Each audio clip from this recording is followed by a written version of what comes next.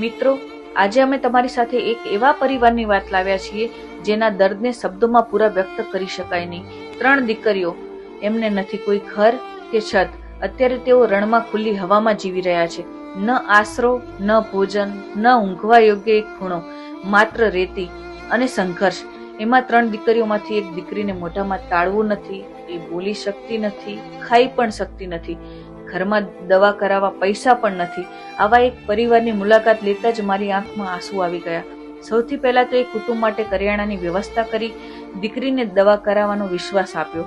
સેવાના કાર્યો માટે અનેક જગ્યાએ ફરવાનું થાય છે, પણ આટલી હદ સુધીની ગરીબાઈ અને લાચારી કદી જોવા મળી નથી. સાચે જ હૃદય રડી રહ્યું છે. આજે 2025માં સમાજમાં એક એવો વર્ગ પણ જીવે છે જેઓ બટકું રોટલા માટે પણ સંઘર્ષ કરે છે.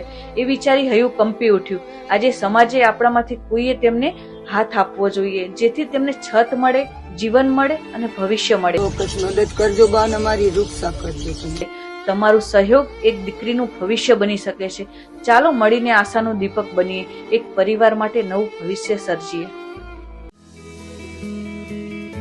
સેવા પરમો ધર્મ. જન મંગલ સેવા ચેરિટેબલ ટ્રસ્ટ.